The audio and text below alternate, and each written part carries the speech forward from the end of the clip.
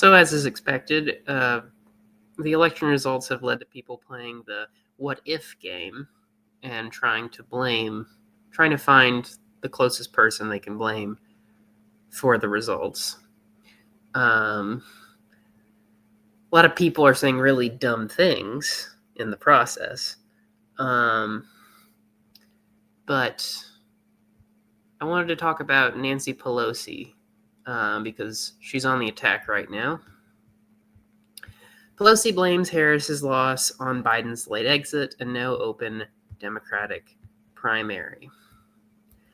Former House Speaker Nancy Pelosi, in portions of a New York Times podcast interview published Friday, blamed Vice President Kamala Harris's election loss on President Joe Biden's late exit from the presidential race and the lack of Democratic primary.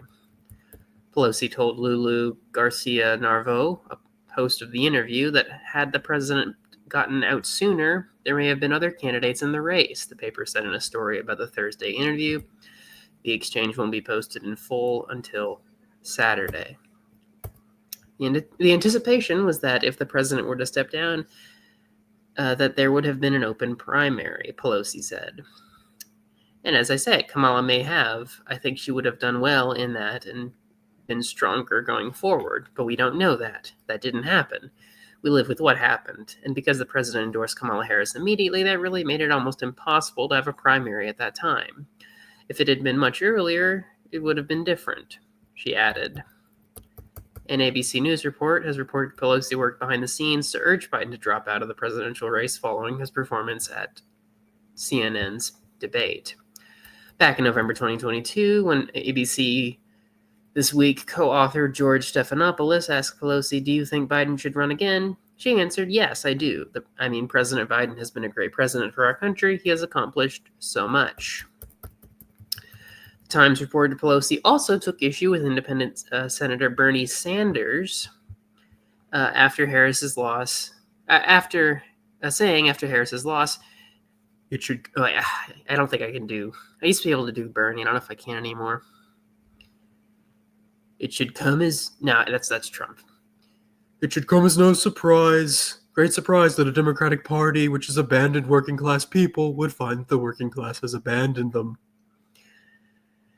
Bernie Sanders has not won, she said, with all due respect, and I have a great deal of respect for him for what he stands for, but I don't respect him saying that the Democratic Party has abandoned the working class families. The paper reported she suggested that cultural issues are more to blame for Democrats' loss among working class voters. Guns, gods, and gays, that's the way they say it, she reportedly said. Guns, that's the issue. Gays, that's an issue. And now they're making the trans issue such an important issue in their priorities, and in certain communities, what they call God, what we call a woman's right to choose. So, there's a lot there. I do agree, and I said this at the time. The Democrats should have had a primary. And if I'm not getting my dates incorrect, the Democrats agreed to not have a primary before a considerable time before Biden did step down and endorse Kamala. So it was already decided by the party that there wouldn't be a primary and that Biden would keep trucking along. That was a mistake. And at the time, it's a mistake of principle. The Democratic Party, if you care about democracy, you should have a primary. The fact that they didn't, makes me think at the time they thought Biden might not make it in the primary. A lot of people at the time were also saying, we shouldn't replace Biden. Biden's the only one that can beat Trump. But, that's no excuse to violate principle and to violate, the party's supposed claim to caring about a Democratic vote. And I'm sure it didn't help that it took Biden a while to step down. I'm sure it didn't help, and and I also said at the time, I mean, before the onslaught of support with Kamala, I just thought it was so late in the game. I was suspicious of throwing someone in at the last minute. Now, I wish I'd followed that argument to its logical conclusion and not been swept away by other things, but hindsight's 2020. Nevertheless, I mean, that didn't help, because what it showed at the time and in retrospect is that the Democrats weren't united. And Biden, is a stubborn bastard. He didn't want to step down. He did ultimately, but he didn't want to.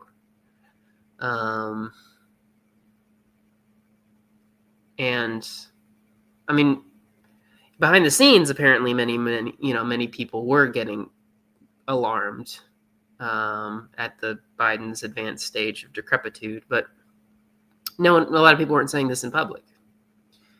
I suppose out of fear of breaking ranks and of not seeming stronger, not seeming like a cohesive force, which, again, in retrospect, clearly they weren't. But I do think, now to get to the criticism bits of Pelosi, and there's plenty to criticize about Nancy Pelosi. Bernie Sanders is right that the Democrats have abandoned the working class, and it's wrong to say, I think, that this is about guns, God, and gays. This wasn't a guns, God, and gays election. There's already pundits. There's already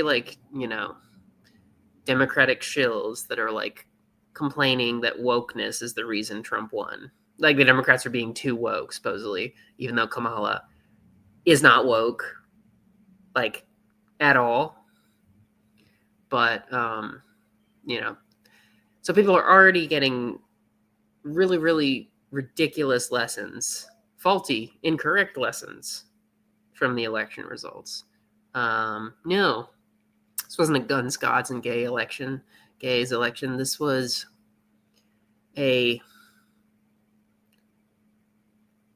this was an election that came out of people being dissatisfied with the system. I mean, maybe that's the trite thing to say in some level, but people's pocketbooks were hurting. The Biden administration was supporting a genocide in Palestine. So I haven't checked the numbers, but I suspect a lot of left-leaning people maybe abstained or voted third party. I'm not sure, but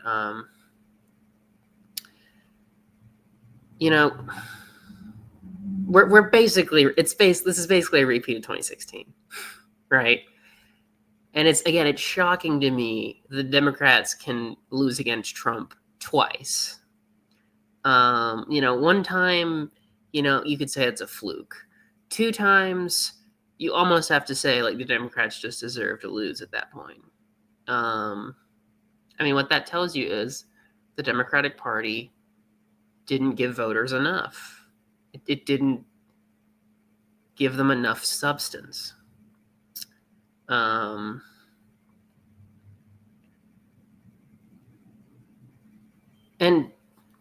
if you don't give the voters enough substance, then you are abandoning the working class. You are abandoning the working class, who will turn to a demagogue, to a loudmouth, to a felon, because, I mean, at some level, he seems more human. I mean, again, I mentioned the charismatic part, and he promises change. He promises, he talks a big talk. And people read him and he's not. He's very much not. I want to be 100% clear on this. But people read him as voters, I think, often read Trump as a non-establishment or an anti-establishment candidate. Again, a vote for Trump is not a vote against the establishment. A vote for Trump is not against the establishment. But that's the perception people have. People aren't super happy with Washington bureaucrats. People aren't super happy with like the traditional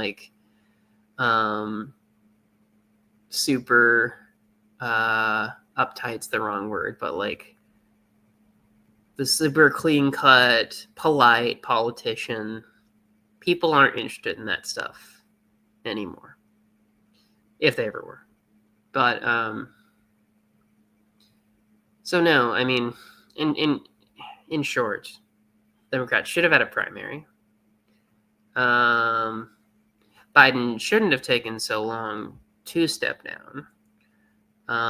And the Democrats need to listen to Bernie Sanders more. I mean, I'll always have a special place in my heart for Grandpa Sanders, because he has L's. He's imperfect. He said some daft things, but more often than not, has his hand on the pulse of America. And yeah, I mean, we unfortunately have the Democrats to blame.